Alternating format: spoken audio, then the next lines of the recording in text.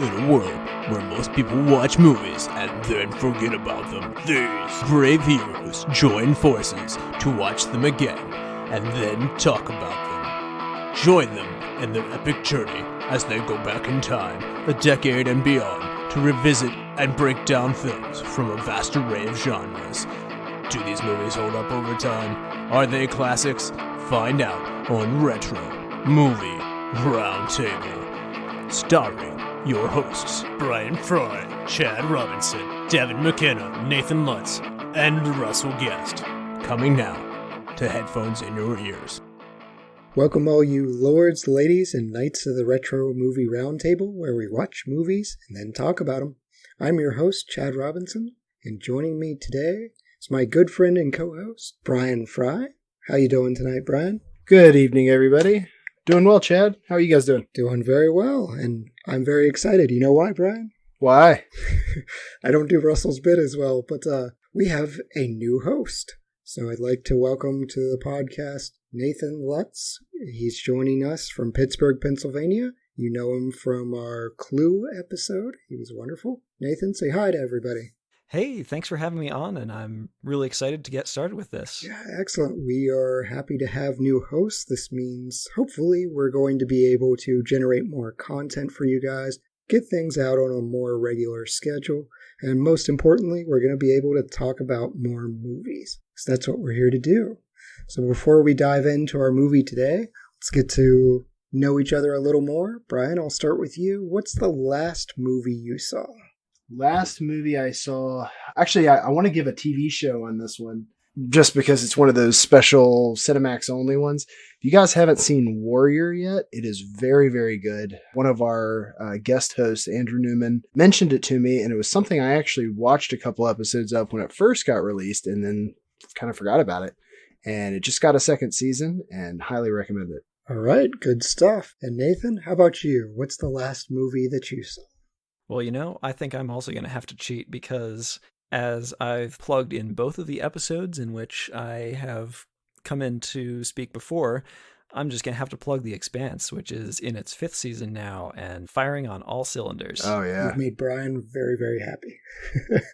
So I'm not going to cheat. The last movie I saw was 1964's Blood and Black Lace. It's kind of, it's an Italian proto-slasher.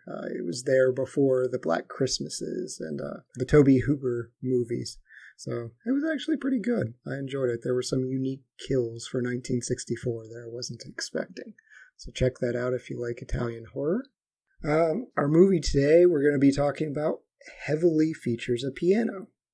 If you guys had to pick one, what's your favorite movie that heavily features a musical instrument or band?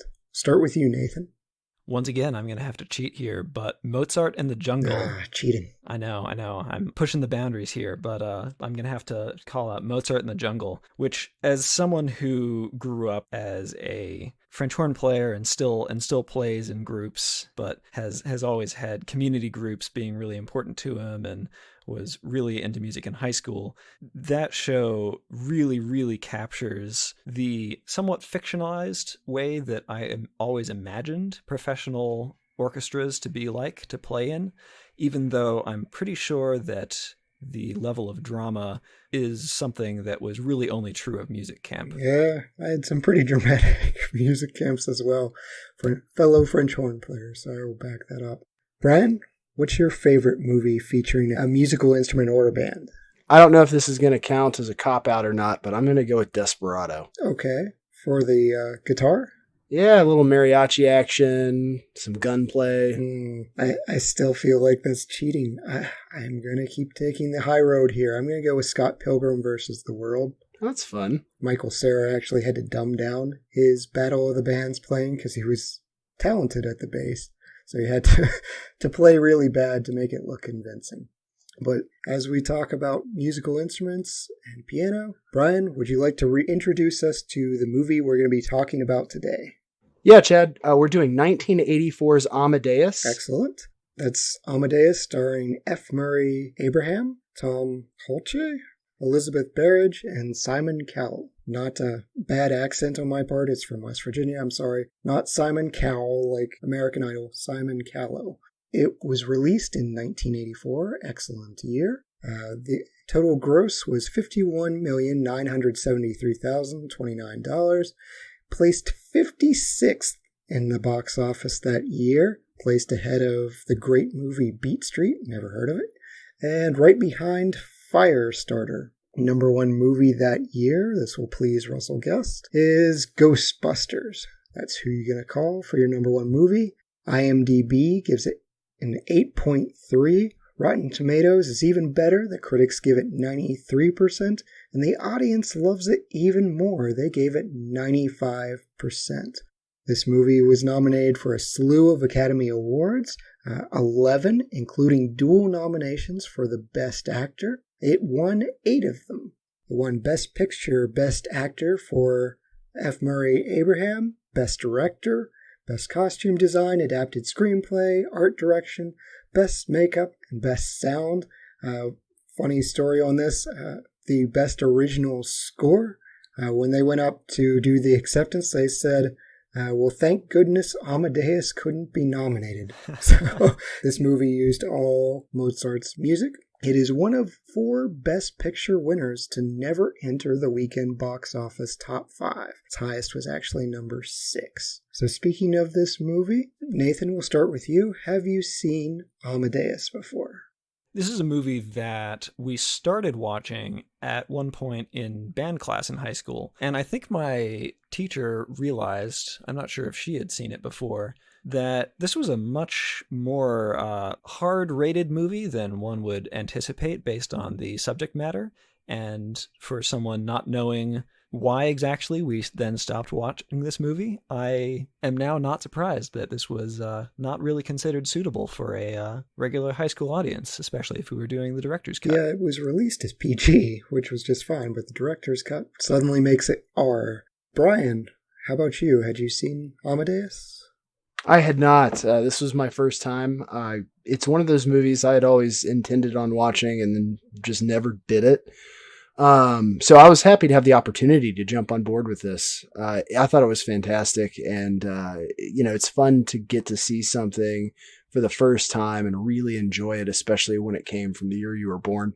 Yeah, this was new to me as well. It was something I thought I'd seen, and this is going to make me sound incredibly dumb, but I keep mixing it up with Amistad, which is a wildly different movie about a very different subject. One's a slave ship, one's about pianos. Yeah, I have seen Amistad in movie appreciation class, but I had not seen Amadeus. It's a period piece. Those tend to hold up well. Nathan, did you think this held up well? Did you enjoy it? I absolutely did. This is a real feast of seeing how things are produced, seeing people really play their instruments and deal with acting and playing at the same time and doing those things in a way that really not a lot of other movies or TV shows or anything managed to capture. Seeing this, incredibly well made up and well produced Prague, which is standing in as Vienna in the movie, a real spectacle. Yeah, absolutely. This is one of the better period pieces I've ever experienced. So they really dove in, and the Academy Awards reflect some of their effort. Absolutely. So we're going to take a short advertisement break, but when we're back, Nathan, are you ready to spoil Amadeus for our viewers? Terrible. Such a recent movie. Yeah, you have had, at this point, 36 years? Yeah, I should be able to do that quicker. It's my age. But yes, you have had 36 years. But if you haven't, check out the movie, then come back. But we're going to spoil the movie right after this. What happens when 2 modern film fans go back and rewatch all the old classic films from yesteryear to see if they hold up? You get the Classic Film Jerks podcast. Find the Classic Film Jerks podcast on all the major platforms. And we're back. So Nathan, are you ready to break down 1984's Amadeus? Shafts of daylight fall on an asylum harpsichord, tracing vibrations of dust in the air stirred by its music. It is played by the suicidal Antonio Salieri, once renowned court composer to the Holy Roman Emperor Joseph II, now inmate offered confession to a priest. The sin he professes? Betrayal and murder of Wolfgang Amadeus Mozart. Salieri recounts witnessing as a boy a performance by the younger Wolfgang, inspiring him to dedicate his life to music. With the untimely death of his disapproving father suggesting divine intervention, Salieri struck a bargain with the Almighty. Make of me a musical genius, and I will make my fame into your glory. What follows is a tale of hubris and spite. Salieri went on to achieve the position and notoriety he desired as Kapellmeister in Vienna, but Mozart's arrival in the city confronts the sanctimonious courtesan with two seemingly incompatible truths: the young upstart's brilliance and his mischief. Salieri witnesses Mozart's crude courtship of the future Constanze Mozart, but also his performance of incomparable music. He is astonished at Mozart's improvisation on one of Salieri's own compositions, yet offended at the insult it represents. He watches fellow Italian composers within Vienna admire the German Mozart's work, despite his incongruously rude behavior. For so pious a man as Salieri, it seemed that God had abandoned that formative bargain. And so Salieri sabotaged his rival, speaking against his operas and spreading rumors of impropriety. He abuses his position to embarrass Mozart's wife and uses a housemaid to spy on his work and finances. He uses the emperor's musical ignorance to make Mozart's work unfashionable, and while continuing to pretend friendship and offer false help. Despite Salieri's efforts, his own failing marriage, disastrous finances, and growing alcoholism, Mozart continued to write music of astonishing power. In unwilling adoration, Salieri attends the very operas he conspired to defame until one leads him to a realization about Mozart's state of mind, the dark opera Don Giovanni. Connecting the opera's Mephistophelian entity to Mozart's recently deceased father, Salieri plots what he considers a fitting demise for his rival. Disguising himself as the dead patriarch, the Kapellmeister commissions from Mozart a Requiem Mass, planning to murder the composer upon its completion and claim the music as his own. Overworked and terrified, Mozart completes his final opera, but collapses with the Requiem unfinished. Salieri pushes him to dictate the rest despite obvious exhaustion, but Mozart dies with the music incomplete, and Costanza arrives, locking away the pages and demanding that Salieri depart without them. Dawnlight arises in the asylum as Salieri ends his confession. He tells the priest that God would rather a great musician like Mozart die rather than permit a mediocrity like Salieri to usurp his glory. Resigned to his role, he promises to absolve the priest and all the other patients of their mediocrity as well. Very nice, very dramatic. I kind of want a murder mystery now. Sounds good. Sounds good to me. So, obviously, this was a dramatic retelling. They took certain liberties, to say the very least, about the life of Mozart and the Viennese court. But what did you guys think about this tale of a pious man who kind of dissolves into madness at the same time Mozart just effortlessly shows him up? I think it's a really fascinating story that achieves being relatable while also just making you absolutely hate Salieri's guts and everything about him. And yet you can, see this guy who thought he was destined for glory and even accomplished it in a way, but just couldn't stand not being the top. I like Salieri. I commiserate with him. Oh, yeah, totally. I looked at that like, I am mediocrity. I am the patron saint of mediocrity. I love that. And there are these people in your life that will inevitably be good at something that they put next to no effort into. And it's infuriating. Brian, what'd you think of our story? Yeah, I find prodigies just terribly interesting. Just the idea that something as complex as writing an opera can be as easy as free-flowing thought from someone and it be excellent.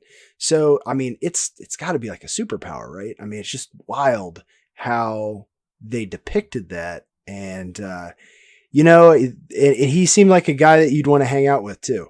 Like, he's like my kind of crazy. Playing upside down, mocking other people's styles, and then to cap it off, the Salieri fart at the end.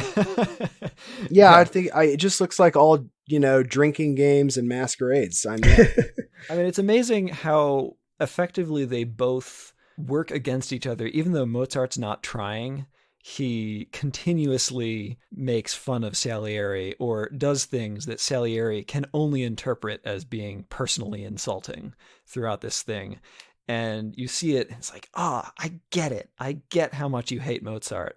Everything you're doing is completely wrong, but like, I understand. Oh, from the very first introduction where they meet each other, he's like, oh yeah, I memorized within seconds what you did on this welcome march. Yeah. And I'm going to replay it. Not only am I going to replay it perfectly, now I'm going to improve on it. And I'm going to do it in front of your patron and the rest of the court. Kind of like Marvel does to DC. I mean, at this point, it's not even comparing Joseph's piano playing to Mozart's. That is so true. I mean, if you think about it, it's like Batman v Superman gets announced and Marvel's like, yeah, okay, time to completely overdo it with Civil War. Marvel's standing over the shoulder being like, G, play G. No, play Batman. Play Batman. No, not Jared Leto as the Joker. No, don't do that. It's the battle of the self-serious, hard-working artist versus the absolutely free-thinking, flows like water artist, and it's great. I think you've hit an apt comparison, Brian. I like that. But I've got to herd the cats here and go back to 1700s Vienna.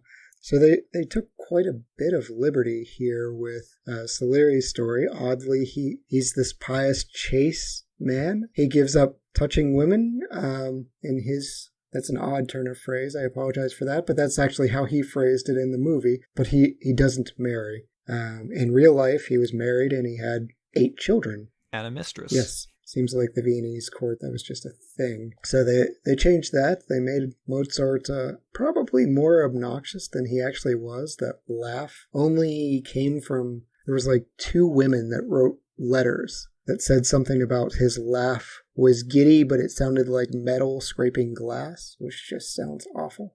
Reproduced faithfully. Yeah, and the whole murder plot was kind of just added for dramatic effect.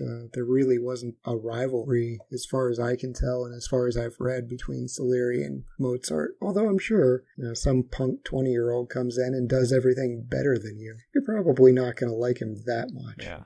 Not that Salieri was a whole lot older. He was only 6 years Mozart's senior. Oh, really? Yeah, I didn't know that. The movie depicted him as maybe, like 20 years older? Well, like that? I think that the challenge there, the actor appears to be 20 years older, but even in the movie, it's noted that Salieri saw Mozart as a boy while being a boy himself. He was still young enough to see Mozart and change his career ambitions to be musical. So I think it has more to do with the decision not to have 2 separate actors for courtly Salieri and the asylum Salieri. That's fair. I also feel like the wigs add at least 10 years to everybody.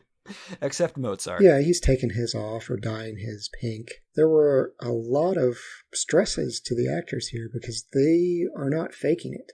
They were taking 4 and 6 hours a day of piano lessons for this part. I think Tom Hulce, I'm mispronouncing his name, I'm sorry, Tom, but he complained that his hands ached. He played so much. That's 6 hours a day is a long time to learn piano. And what they were doing, they did right. Critics have watched this, musical critics, and said, hey, the key they're striking is actually corresponding to what I'm hearing in my ear. So there was a lot of attention to detail. That's dedication. I think I would have just skipped out. I wonder if something like Rocket Man, I'm sure Taron Egerton learned, but I don't know that they went to that level of dedication. Maybe I'm selling him short. The thing that most amazes me is the degree to which it looks like they're doing it effortlessly. You never see them concentrate like someone who's recently learned to play, okay, I'm going to play this really hard phrase. Everyone in this film, except the Emperor, who is supposed to be very bad at it, they all look like it's totally natural to them. I'm especially impressed with Tom Hulce playing Mozart, his playing on pianos and harpsichords around while giving everyone around him all of this wonderful sarcasm and laughter is just great. Yeah, the moment of him playing upside down. I mean, Brian, you're chugging a couple beers, but you've had practice. You think you could play your guitar upside down coherently while drinking? No, I worry more about my equipment than that. Alcohol notwithstanding. No, but then again, I'm definitely not anywhere close to a Mozart on a guitar. So maybe if I had a little bit more devil may care in me, I would try some more death-defying stunts. I've recently visited a trumpet player who has done a fair amount of experimenting with trumpets, specifically trumpet modifications. And at some point, he had made a piece of tubing that would allow you to essentially flip the trumpet backwards to point over your shoulder, with the effect that you had to use the valves backwards because now they're pointing the other way. And despite the fact that he had this thing for a little while, it was still a bit of a party trick sort of object. And you could just see, you're trying to play this and the consternation on the guy's face as he's like trying to play things slowly. It's like, yeah, this kind of thing is really, really hard. It seems like something straight out of Dr. Seuss. So at the heart of this movie, we talked about it a little bit, is revenge. And even though that may not have been present in real life, what did you guys think about the revenge plot surrounding Mozart and Salieri? It's a great plot. I mean, it's timeless, but I think you guys summed it up the best when you talked about how, he really played up that jealousy, that anger. And I think that had it not been so affronting to him, it wouldn't have been nearly I don't think he had that kind of evil in him until he was really gripped by that level of jealousy. I don't know. It really never even comes to fruition either. At no point in time, unless he actually did poison him, at no point in time do you actually see him cross the line. Oh, somebody didn't watch the director's cut.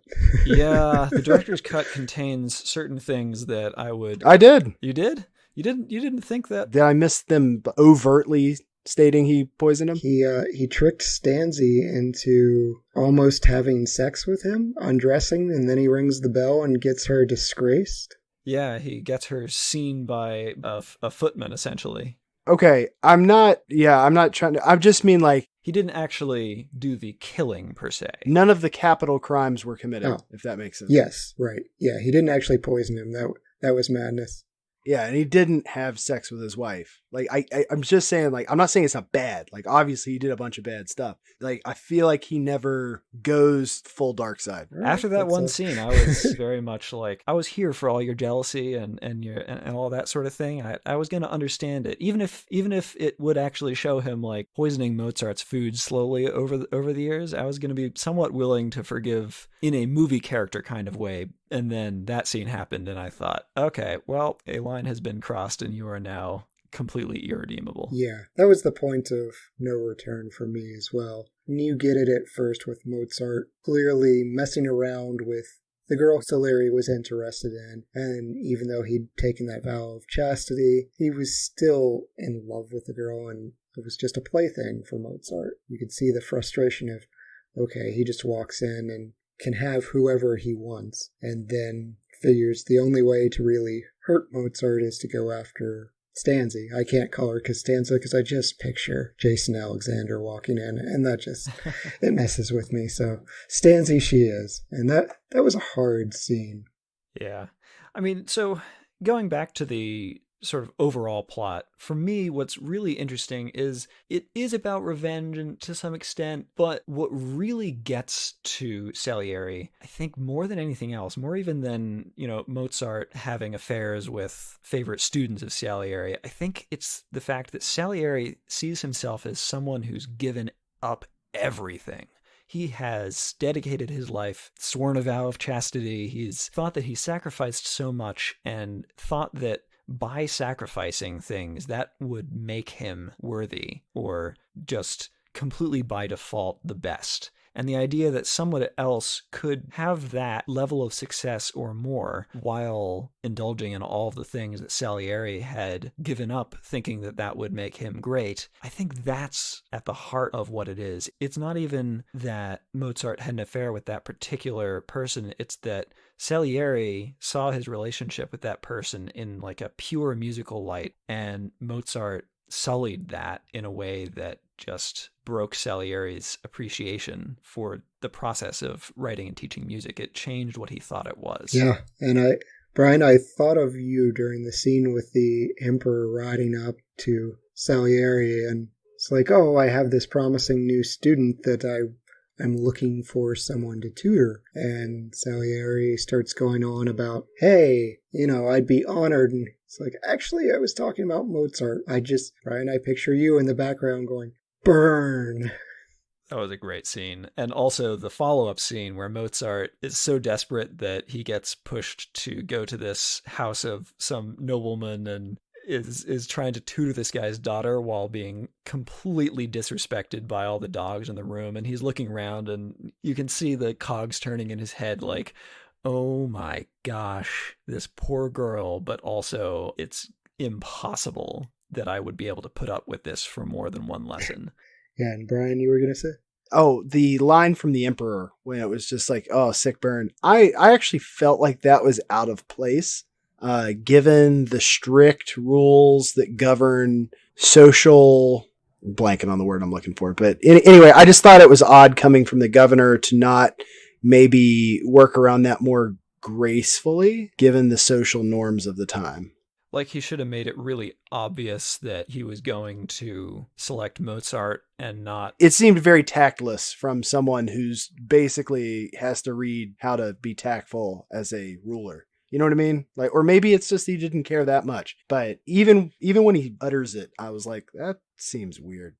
But it's totally in character for the Emperor. I mean, this is a guy who hangs around with these court composers and tries to be part of their gang in a way. Like you can see this music is really important to him. He holds big meetings for it and treats it as if it's this huge thing. And yet he's totally clueless about it. He relies on the composers around him to guide him in terms of what's good, what's bad. And when he sees something, he has no language or verbiage that he's able to articulate why he likes or dislikes something. And so he's left with those hilarious lines of, oh, I think it's like too many notes. And all the other composers just kind of laugh and roll their eyes and say, yes, Emperor, very, very astute observation. It was too many notes. So I think this is someone who really can, it's not surprising that he's not very tactful in the way that he approaches these things. I love the Emperor. He was a great character, but a lot of the times his interactions reminded me of my wife, where he poses a question that has an obvious answer, but he leaves it open-ended. And I, every single time, will choose the wrong answer. There are two options presented to me. She's like, what do you think? And I will pick the first one, and it will not be correct. Just like he's going, what language should this be in? Italian or German? And it's like, oh yes, Italian, love, love, love. Well, German, okay. German's brutish, but he clearly wanted German. All the Italian composers are like, don't you dare take away our national language as being the dominant thing in opera. I did think it was interesting. The German operas were done in English, but the Italian operas were done in Italian. So it just made that a little easier. It's like, oh, okay, we're doing German now. This is good. Yeah, but that goes to express what the basic idea behind that was, where it implies that the Emperor knew that he wasn't being able to connect to a lot of these operas in a full way, because he probably couldn't understand them as completely as he would like. And he knew that his people, his German-speaking citizens, would probably appreciate these things better if they could actually understand the language being used. So the fact that the music organizer, which is a really interesting title to have for the movie, John Strauss, the fact that the choice was made to have that translation to English, I think for an American or English audience, I think that gets across the idea that this is about having something familiar and not having something unrelatable. So we've talked a lot about this movie, but Bryan, would you give us a quick rundown of the cast? And this is a pretty big cast, so we'll trim it a little bit. Yeah, I'm probably going to keep it to 10 here. We had F. Murray Abraham as Salieri. We have Tom Hulce as Wolfgang Amadeus Mozart. We have Elizabeth Berridge as Constance Mozart. We have Roy Dotrice as Leopold Mozart. Simon Callow as Emmanuel Canada. Christine Ebersole as Katrina. Katrina Cavalieri. Jeffrey Jones as Emperor Joseph II. Charles Kay as Count Orsini Rosenberg. And Kenneth Macmillan, as Michael Schlumberg, and that would be in the director's cut only. Yep. Yeah, so this was just a massive cast. Roy Dotrice is the father of Leopold Mozart. I'm not familiar with him as an actor, but he just has a face that always looks upset and disappointed. So well cast there. Yes, indeed. Alternate casting for this, and I thought some of these were pretty fun. Tim Curry and Mark Hamill both auditioned for Mozart, and both had played him on Broadway. So Brian, you feeling Tim Curry or Mark Hamill, Luke Skywalker as Mozart in this? I would absolutely watch it as Mark Hamill as Mozart. That's doable. That's easily doable. Aren't you afraid the laugh might ruin the future Joker laugh in the Batman animated series? Maybe. Or maybe you could just be like, hey, the Joker's Mozart. Nathan, what about you? You want Tim Curry or Mark Hamill in this? I was going to take the other direction. I would be very happy to have Mark Hamill as Mozart, but Tim Curry would be awesome. See, I love Tim Curry, and I say this while he's the best in every single movie he's in. That's the best thing about it. I almost feel like Tim Curry would be too much. Like he's a little bit too much of a ham for this role. But other names mentioned, and I do not want this, Mel Gibson as Mozart, and Mick Jagger. Ooh. Ugh. Nope. I feel like Mick Jagger could do the talented musician doing things while drunk or on other kinds of substances very well. Who knows? That could have worked. Kenneth Branagh was originally cast as Mozart as well. F. Murray Abraham, he originally auditioned for Rosenberg, which is a much lesser part, but Forman had him read for Old Salieri and liked his performance so much that he cast him for that. He felt he had one really good performance. He won an Oscar, so good call. And Meg Tilly was originally cast as Stanzi, but she tore a ligament in a street soccer game the day before filming. So that cost her. Street soccer it's like Michael Jordan's for the love of the game clause. Like he can play basketball anywhere. Any thoughts on the cast here before we move on to the film creation? I thought that Abraham put on an absolutely fantastic performance as both asylum, old, grizzled, resigned Salieri and as younger, jealous, conniving Salieri. Yeah, his insane motions and almost twitches and hand movements while he's speaking were very good. I was particularly impressed by old Salieri. Brian, any thoughts before we move on? Is it weird that I kind of felt like old Salieri looked like Gary Oldman's Dracula? Oh, you're right. Oh, yeah. Gary Oldman looks like everyone, though. I had a really hard time getting over that. I was like, it's like they really do. It's very close. I think it's the eyes, like that. Hats off to the makeup team. The way they made his like little beady red dead eyes look. I don't know, but that's what I kept thinking of every time they shoot back to him. I actually kind of expected him to look at the priest and go, "You have no power here." Very Lord of the Rings moment for me. But we'll skip down to the producer. This was produced by Saul Zaentz, who is a collaborator with Milos Forman. Collaborated on One Flew Over the Cuckoo's Nest. And Milos is our director here. So how do you guys feel Milos Forman did as the director of Amadeus? Thumbs up for almost all of it, I think. I think the overall direction was just really, really well put together. Yeah, agreed. Brian? I agree with that. I also want to say that I wasn't overly familiar with this director outside of the fact that he did this movie. And it was a lot of fun kind of seeing other things that he had done and movies that I didn't even realize that he had done. And I don't know. This was a great movie. And I can always appreciate a director's cut that's 3 hours long as the movie is good. Yeah, and we did cover One Flew Over the Cuckoo's Nest. I think it was last year. My goodness, 2020 was just nuts, so I have no concept of time, but you can check out our One Flew Over the Cuckoo's Nest podcast. Spoiler, we did love it, but yeah, Milos has also done movies like Hair, Ragtime, and Man on the Moon, in addition to One Flew Over the Cuckoo's Nest and Amadeus. A couple more that I'm really not familiar with. I don't know if you guys are or not. Leave It to Me was his first. Black Peter, Loves of a Blonde, The Fireman's Ball, and Taking Off. There were mentions during some of the opera scenes that they were going for things like 4 hours long, and in researching, a lot of these varied. Some of them were shorter, even being less than an hour in some cases, but a lot of them were 3 hours or more, and oh boy, I can understand where the Emperor was coming from sometimes. If everyone's watching for you to yawn during the whole time, that's got to be rough. Yeah, for me, I don't know that I really wanted that extra 20 minutes. I think I'm going to take a different path than Bryan here. It made Salieri it crossed a line for me, a little too cruel, because the scene with Stanzi was part of the director's cut. It's what caused the film to have an R rating. And I think I might have appreciated it slightly more if it was only 2 hours and 40 minutes long, which is still an extraordinarily long movie. Especially for the time. Yeah.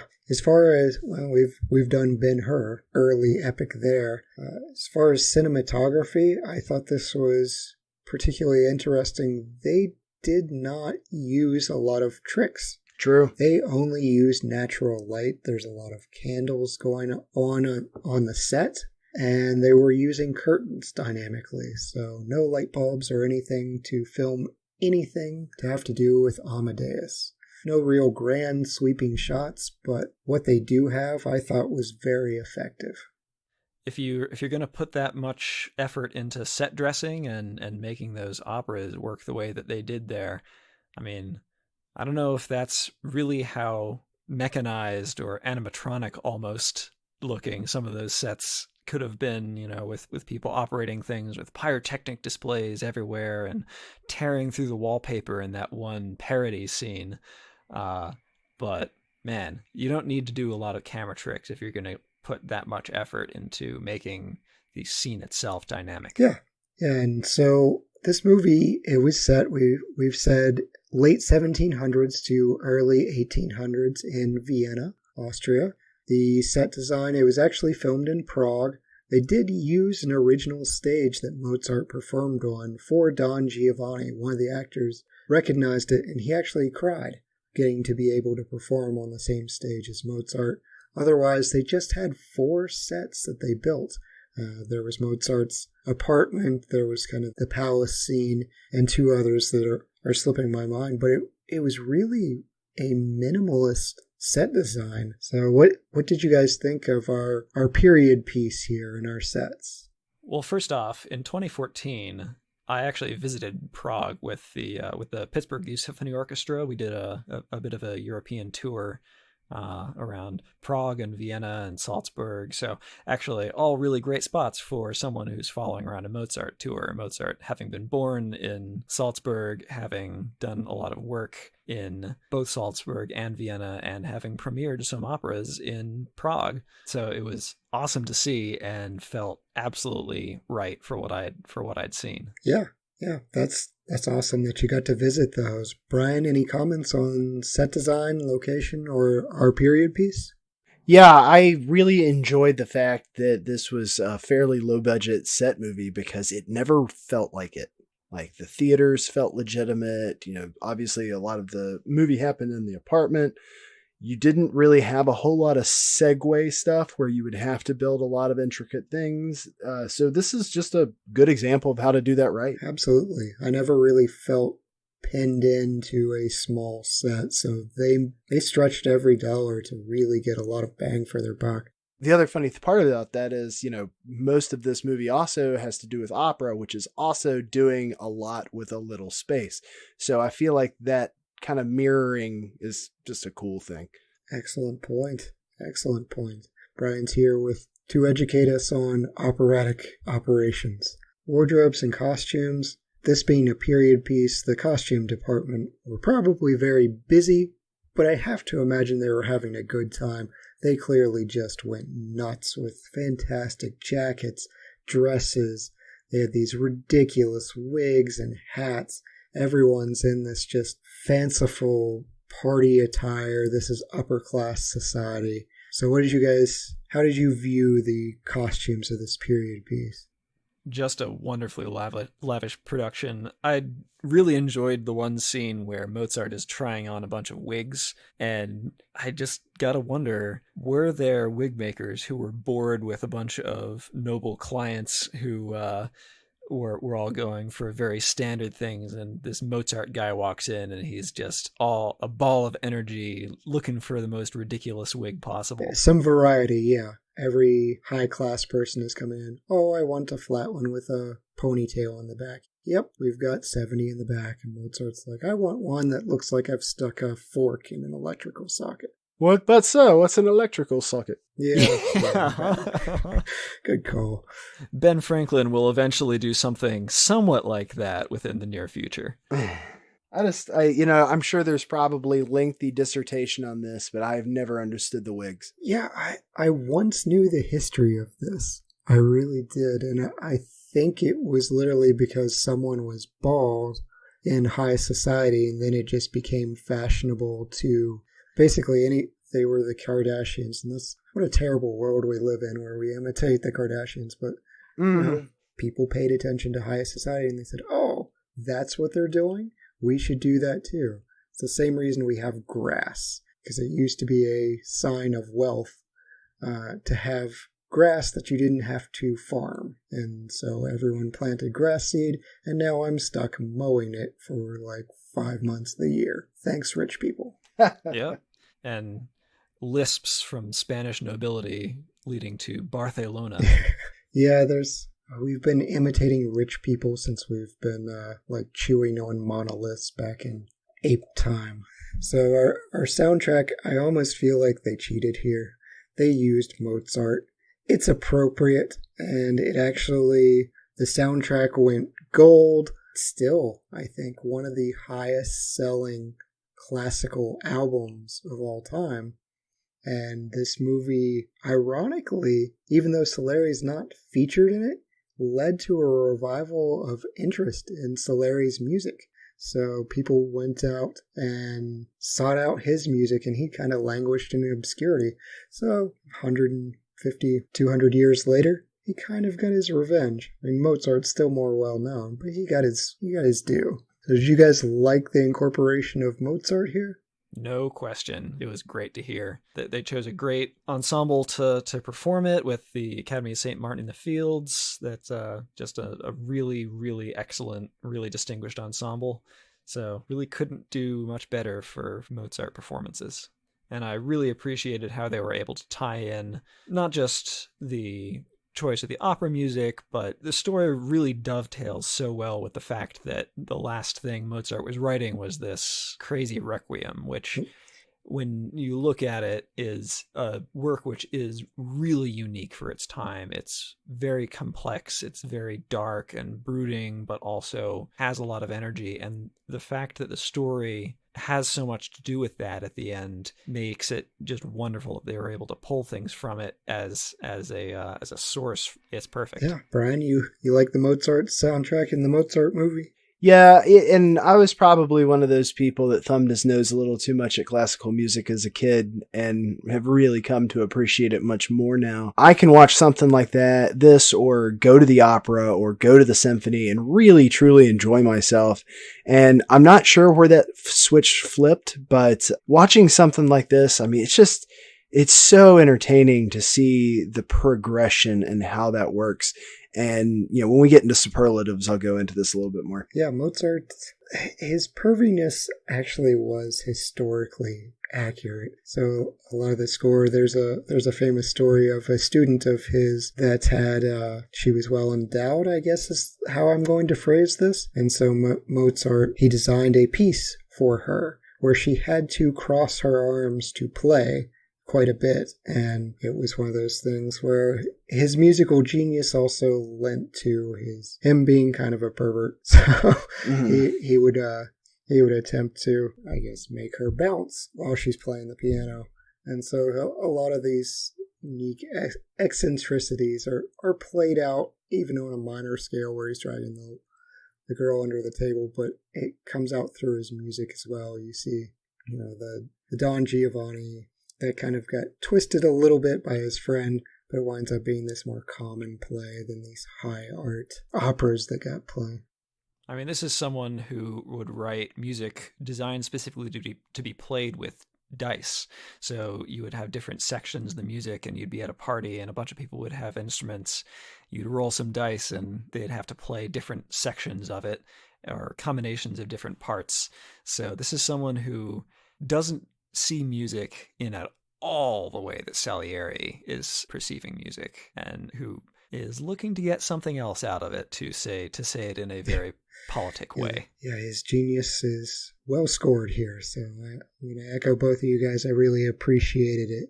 So now it's time for our favorite part of the show. It's time to hand out some superlatives. Are you guys ready? Absolutely. All right. Well, our MVP, start with you, Nathan. Who's your MVP of Amadeus? I got to hand it to Salieri. F. Murray Abraham just knocks it out of the park. He wasn't mediocre? He was, in fact, very ochre. Yeah, that's a great choice. Great. I apologize. Great choice. Never apologize for that. Brian, who's your MVP?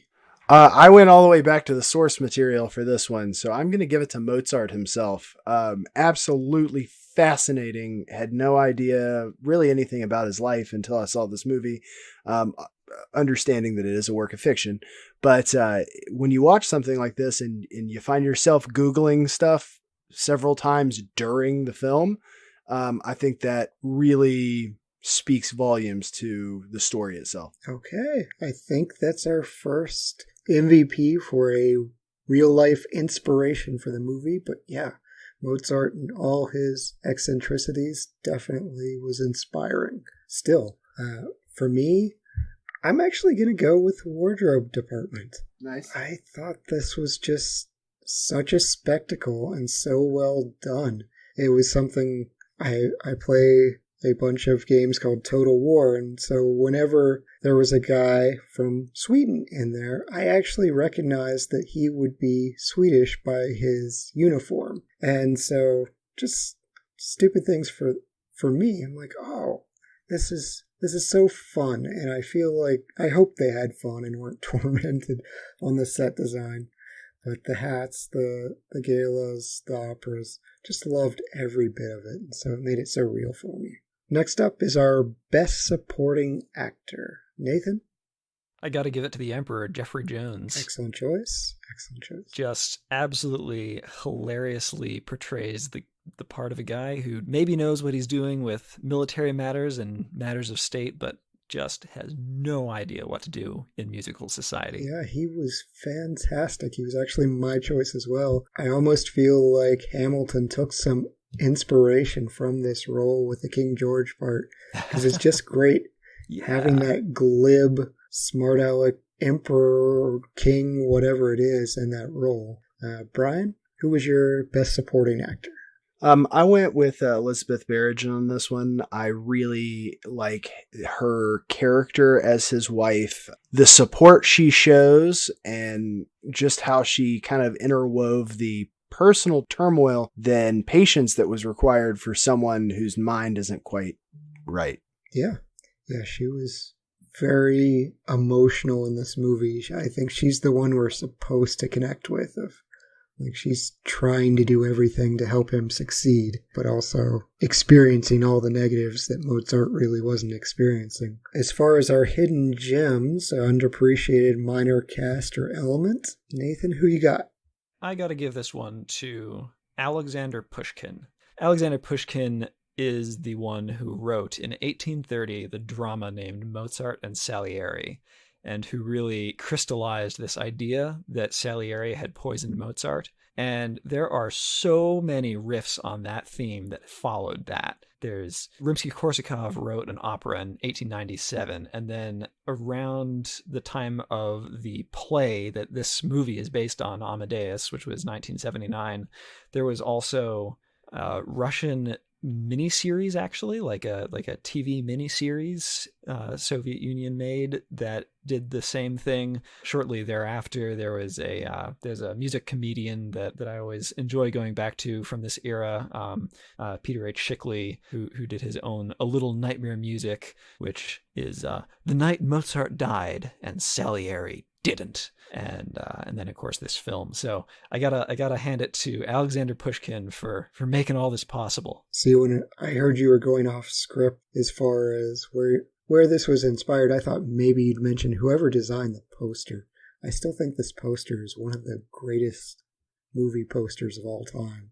Oh yeah, like you could delete everything on it except the graphic, and people would be like, "Oh, that's for Amadeus." So Brian, who is your hidden gem? My hidden gem is going to be R2-D2, Kenny Baker. Yes. Had to go there. I was just like, Kenny Baker. That was such an amazing scene. The Don Giovanni play, yes. So Kenny Baker was also mine, but for the sake of variety, I'll throw in a very young Cynthia Nixon. She goes on Sex and the City, but here she is the maid to the Mozart family, and she's almost unrecognizable. So, before we get to our recast, I've been informed that we have a hot take for this movie. We don't always do hot takes, but when we do, we want to hear them out. Brian, I hear you have a hot take as far as this goes. This may not be the hottest of hot takes. I'm sure that's probably echoed before, but what I would love to see is a really, really high budget modernization of this film. And when we get into the recast, I think it's all about the two. You have to have strong characters at both Salieri and Mozart, and I would be really excited to see a modernization of this. Okay. All right, so Brian wants a recast of the budget department. No, not necessarily the budget department. I just want to, when they put on these big Vanity Fair style movies now, I think that if you had more money to throw into, with how film is now, I think this would be a beautiful movie to make. Absolutely. Still really cheap on the soundtrack since it's kind of out of copyright. Nathan, are you ready for yours? All right, I'm going to stick by my earlier statement about Tim Curry. So I know, Brian, that you really appreciated the portrayal of Mozart, but I gotta say, my one criticism here is that laugh was a little bit too extremely different than the rest of the character. I get that he's a bit of a goofball, but I feel like he could be more of a goofball and that it would support that laugh more, because as much as an amazing musical performance and a great performance in other ways, I feel like when it comes to that, it's a little bit forced for me. Tim Curry does have a great laugh. It makes me smile every time. Mm-hmm. I actually kind of went the other way. I went with Mark Hamill. I want to see Luke Skywalker be Mozart. I wasn't aware he did it in a Broadway play. I'd kind of like to see that as well. But I feel like he'd do justice here. And that's no offense to Oscar-nominated actor Tom that played this role, but yeah, I think he'd do a really good job. Tim Curry, for me, I mentioned this before, he'd probably manage to be the best thing in this movie, but he just strikes me as too over the top. He might become the only thing in the movie. Yeah, he's a force, man. Every time. From Brian starting it off, I think you started off with Three Musketeers. Every time he's in it, if you see Tim Curry in a movie, just know he's probably going to be our MVP. Brian, what was your recast? So I recast the duo.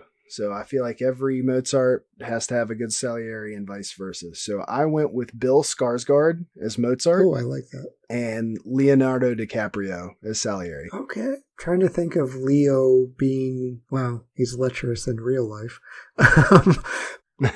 I think he could do that really well. Like in that, it wouldn't be as impetuous as his Man in the Iron Mask character, but I think he can pull off that politely evil schemer. And then Bill Skarsgård's just someone I just like more and more everything I see him in.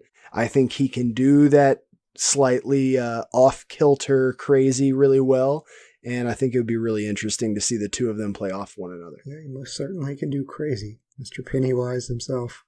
So our best shot or cinematic moment, that'll go to what, Nathan?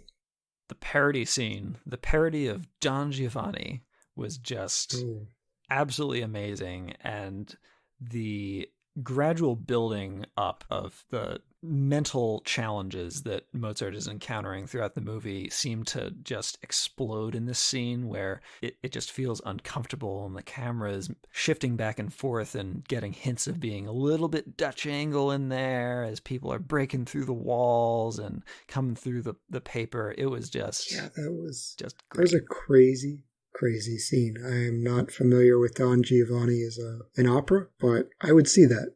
The parody, yeah. Yes. Yep. Brian, what's your best shot or cinematic moment? I really enjoy the instances and the subtle progression toward his madness and illness in the upward shots of him conducting. Yeah.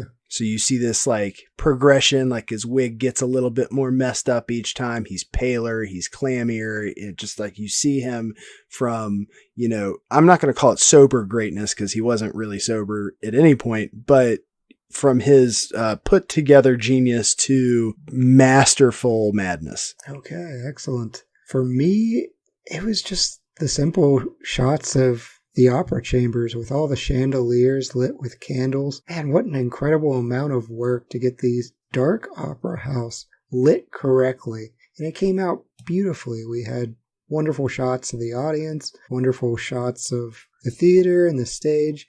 Again, I have to wonder about the people in the 17 and 1800s shimmying up some gigantic ladder, lighting a chandelier that's got like 180 lights. Just the tedium of doing that. I guess that's what happens when they have an emperor. You can just order people to do that. The fact they managed to do this without light bulbs is just incredible. So that particular scene at the Opera House really struck me. Did either of you two spend a lot of the movie looking at the pyrotechnics and the lights and just thinking, oh my gosh, everything's going to catch fire. It's all going to burn down. Right, These crazy Germans and their candles on Christmas trees and all these things. Like, oh my gosh, how do you live? It's so dangerous. Well, ask London how that works out. So best scene, Nathan? There's a moment which I think you mentioned earlier where Salieri is coming to a high point in his narrative and he's starting to shake with the intensity of what he's feeling and how angry he was. And that was just ridiculously well acted. Just, again, Abraham, what a performance. Yes, that was the madness setting in. I loved his performance in this movie. Brian, what's your favorite scene?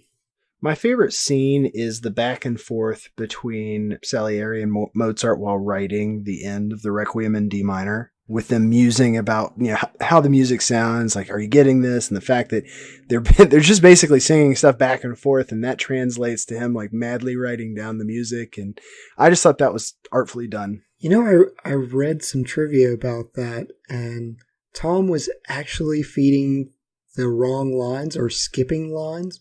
So the confusion on Abraham's part was genuine. He was hearing things that he wasn't supposed to.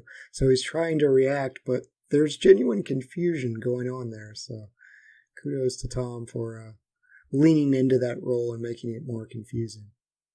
Man, I felt for Salieri in that scene. It was Mozart's over there just going like, okay, write this chord and arpeggio, which will consist of like 20 different notes if you sort of extrapolate out what he means. And then he moves on to the next sentence immediately, and Salieri's like, no, wait, I didn't get that. That's really when he realizes the depth of how far away he is from Mozart's talent. Yeah. Like, oh my goodness. For me, it was a more comedic scene. It was the silent ballet and the emperor walking in, and he's asking, is this modern? And then he leans over, he's like, do you like this? And it turns out, it's like, okay, I've ordered that you can't have a ballet, but this is stupid. So he goes on and just changes it. So the emperor was my favorite character. I loved him in this. Best wardrobe makeup moment. Once again, the wig scene. Oh my gosh, that was hilarious. Yes, the wig shop. Brian, how about you? I think I like the wig with the electrical socket hairdo. I think is it just me, or was it like slightly pinkish purple tinted as well? Yeah, I think he colored it. Oh yeah. Yeah, I think that really brought out the kind of rock star nature of, what they were going for with him, and it kind of summed up him.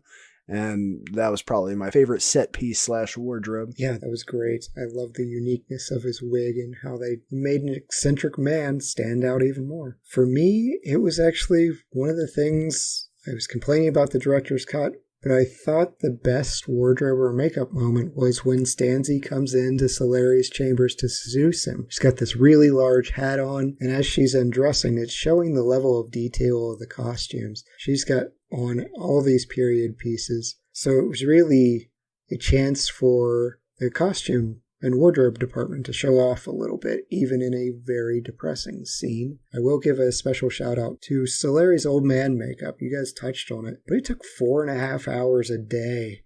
Oh yeah. I didn't even realize it was the same actor. It was just, he was so unrecognizable for me. Change one thing. Nathan, what are you changing? I think we need, at some point, to reference a French horn concerto. Just one, just for me. I need to hear it. It's funny, I was doing some research on this, and Mozart spent his time in Vienna. He wrote one opera almost immediately off the bat, and then he spent 3 years just writing symphonies and concertos and other sorts of things, and that's when he was writing his horn concertos, and Salieri was writing a bunch of operas during that time. So Mozart does Abduction of Seraglio, and then Salieri writes like 9 other operas before Mozart then 3 years later gets around to writing his bunch of operas. And then Salieri stops writing operas during that period, which is interesting in sort of thinking about the terms in the movie, where all of a sudden they're almost unable to operate at the same time or something. But also, come on, I have been brought up as a horn player on stories about the French horn player who was Mozart's friend, who got him to write these 4 awesome concertos. And I gotta see it, man. Just a little. Bit self-serving, but I play it too, so I'm going to allow it. Brian, what are you changing in Amadeus? This is going to sound like kind of a petty thing, but when I bought this movie, one of the things that I kept Googling were, various Mozart operas and where you can watch them. I kind of wish this had come with one, like just as an extra added feature, bonus disc or something like that, just a real Mozart opera. Okay. So I would have changed the marketing, I guess. Yeah, for me, some of the more extreme liberties they took with the story, I'm not sure why Salieri had to be chaste. He could have been a pious person without that storyline. That was a weird thing to have happen. It still could have had a mistress that Mozart messed with, and the laugh. There's nothing really to back up that Mozart had a laugh like that. And I felt it was just a bit too much. So I'm toning that down. We're going to make our historical drama a little more historical. So for our best quote, Brian, what's our best quote of Amadeus? I was staring through the cage of those meticulous ink strokes at an absolute beauty. Yeah, I love that moment in the movie of just, well, he's better than I thought, and this is frustrating. And how dare he be so brilliant? I think for me, I'm going to steal this line and just use it in my everyday life. Mediocrities everywhere. I absolve you. I absolve you. I absolve you. I absolve you. I absolve you all. Like, I'm coming into work on Monday and just sending out emails saying, mediocrities everywhere. I absolve you. I am the patron saint of mediocrities. Yes, that was a great confession. I speak to you. That Father. really is. Yeah. I am their champion. I am their patron saint. Yeah. It's a great insult to someone. Be like, you're the patron saint of mediocrity. Nathan, what's yours? I got to come back to that wonderful, after the first opera ends, Mozart says, "So, Emperor, what did you think of it?" And all he can come up with is, "Too many notes." Yes. I think I might steal that one too. The ear can only hear so many notes. That was a real criticism. That actually happened. So kudos to the historicity of that. So now it's time for our ratings. Nathan, we'll start with you. On a 0 to 5 star scale, what are you giving Amadeus? I'm going to give Amadeus a 4.5. 4.5. Excellent. Excellent rating. Bryan, what are you giving Amadeus? I am going to give this a solid 4. I think this movie was fantastic. I do think it's rewatchable, although it's not something that I'd see myself putting on once a month just due to sheer length. But no, I'm glad it was picked, and I'm glad I own it now. Excellent. Yeah, for me, this is just a sliding scale here. I'm giving it a 3.5. That is a good rating for me. I do think this was an absolutely gorgeous movie to look at. Solari's part particularly was captivating, but parts of it between Mozart's laugh and just the length, I think wore on me a little bit more. Maybe if I didn't watch the director's cut, maybe it would be bumped up to a 4 for me, but the length got to me a little bit. I do think this is one, if I actually did revisit, it would probably be bumped up more. I think there's going to be things that I didn't catch in the background or didn't appreciate enough. So I will probably give this one a rewatch down the road, maybe with my wife, just so we can watch it together and appreciate the music. So that being said, do you guys want to help me pick a movie for next time? Let's do it. Let's do it. All right. So option 1 is Alexander from 2004. Alexander, the king of Macedonia and one of the greatest army leaders in the history of warfare, conquers much of the known world. Or option 2 is JFK from 1991. New Orleans District Attorney Jim Garrison discovers there's more to the Kennedy assassination than the official story. And option 3, Born on the 4th of July, 1989, the biography of Ron Kovic. He's paralyzed in the Vietnam War. He becomes an anti-war and pro-human rights political activist after feeling betrayed by the country he fought for.